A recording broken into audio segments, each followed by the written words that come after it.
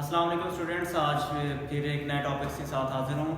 आज का जो हमारा टॉपिक है, आज हमने डिस्कस करना है SN1 और E1 के दरमियान में जो बेसिक डिफरेंस है कि हम किस तरह डिफ्रेंशिएट कर सकते हैं SN1 और E1 के दरमियान। SN1 में हम क्या करते थे, एक न्यूक्लियोफाइल अटैक करता था और पहले उसमें बॉन्ड ब्रेकेज होती थी हाइड्रोजन और कार्बन के दरमियान में, टर्शियरी अल्काइल हाइड्राइड का केस होता था। ये सारी चीज़ें हमने पहले ऑलरेडी डिस्कस की हुई हैं। अब इस केस में जो हमने डिफरेंस करना है, E1 के अंदर भी हमने क्या करना था, पहले कार्बोकेटाइन बनाना था। पहले स्टेप के अंदर बॉन्ड ब्रेकेज होनी थी और इसमें भी एक मॉलिक्यूल हिस्सा लेता था और इसको हम यूनिमॉलिक्यूलर कहते थे। दोनों को यूनिमॉलिक्यूलर रिएक्शन कहते हैं। फर्क कहाँ पे आता है? फर्क यहाँ पे आता है ट्रीट आप किस चीज़ से कर रहे हैं।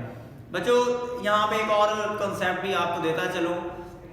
एक बेस होती है और एक न्यूक्लियोफाइल होता है। अगर आपसे कोई पूछे, अब एक बच्चे ने मेरे से कल सवाल किया था कि बेस में बेस अटैक करेगी तो बेस कहाँ पे जाएगी, वो कहाँ पे लगेगी। बच्चों बेस और न्यूक्लियोफाइल में एक छोटा सा फर्क है। जितनी भी बेसिस हैं वो सारे न्यूक्लियोफाइल हो सकती हैं, लेकिन सारे न्यूक्लियोफाइल बेसिस नहीं हो सकते। अब बच्चों एक एग्जांपल मैं आपको देता हूँ। बेस की डिफाइन हम कैसे करते हैं। बेस वो चीज़ होती है जो H+ यानी प्रोटॉन्स को निकाल ले, यानी अगर निकालेगी, बेस के साथ ट्रीट करेंगे किसी चीज़ को तो एलिमिनेशन होगी, और अगर बेस नहीं होगी तो रिप्लेसमेंट हो जाएगी और उसको हम कहेंगे कि न्यूक्लियोफिलिक सब्स्टिट्यूशन रिएक्शंस हो रहे हैं। तो दोबारा से इस बात को वेरीफाई कर लें। बेस के ऊपर भी नेगेटिव चार्ज हो सकता है और इस पे भी लोन पेयर होता है, हो सकता है अगर न्यूट्रल केस है। अगर नेगेटिव चार्ज है, उसने प्रोटॉन को निकालना है। अगर आपके पास प्रोटॉन रिमूव हो रहा है तो इसको हम क्या कहते हैं, एलिमिनेशन रिएक्शन हो रही है। और अगर प्रोटॉन रिमूव नहीं होता, कार्बोकेटाइन के साथ बेस जाके ऐड हो जाती है, रिप्लेस हो जाती है हाइड्रोजन की साइड के ऊपर, तो this is called as nucleophilic substitution reaction. So अब आपसे कोई पूछे कि E1 और SN1 के दरमियान में डिफरेंस क्या है, पहला काम आपने देखना है। पहला काम होता है बॉन्ड ब्रेकेज का। पहला स्टेप चाहे SN1 का है या SN2 का है।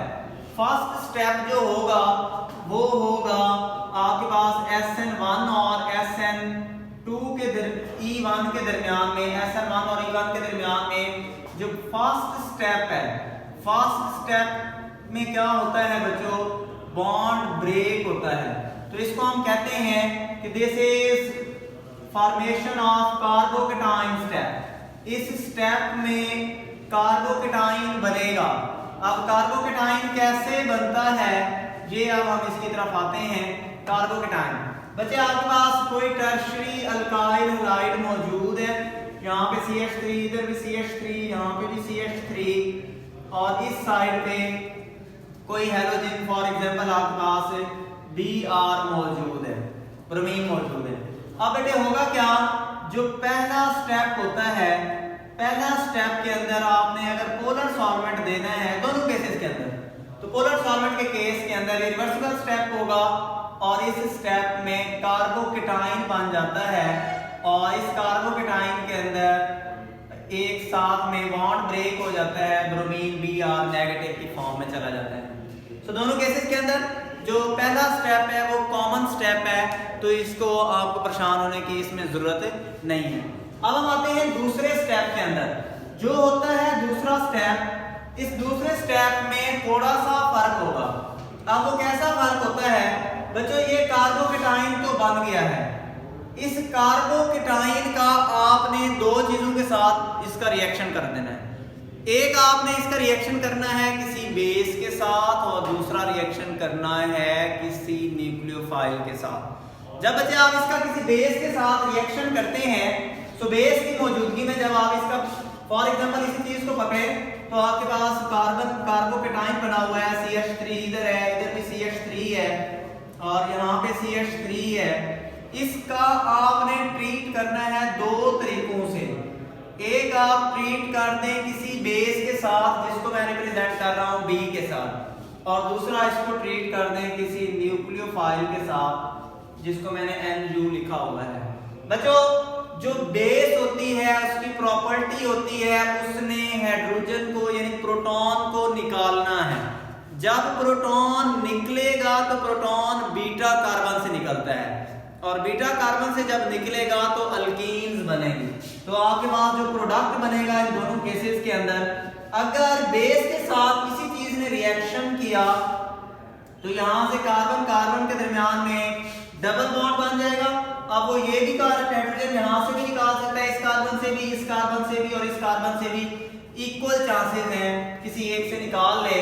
तो यहाँ पे फॉर एग्जांपल मैं कहता हूँ ये चीज है और इधर CH3 और ये CH3 बन गया और साथ में बच्चों ये बेस यहाँ से हाइड्रोजन निकाल के BH बना देती है। अगर बेस के ऊपर नेगेटिव चार्ज होगा तो H के ऊपर पॉजिटिव चार्ज होता है तो ये कंपाउंड न्यूट्रल हो जाता है।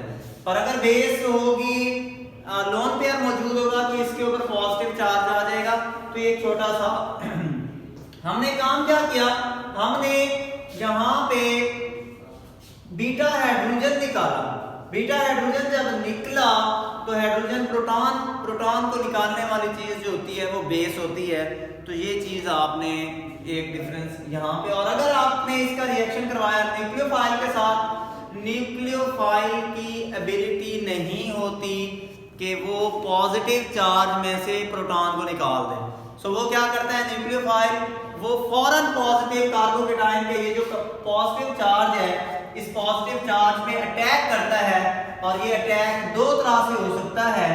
एक हम कहते हैं न्यूक्लियोफाइल जिस तरह पहले मौजूद था, जहां पे पहले सब्स्टिट्यूएंट लगा हुआ था वैसे लगा रहे, और दूसरा हो सकता है इसको हम कहते हैं रिटेंशन कॉन्फ़िगरेशन।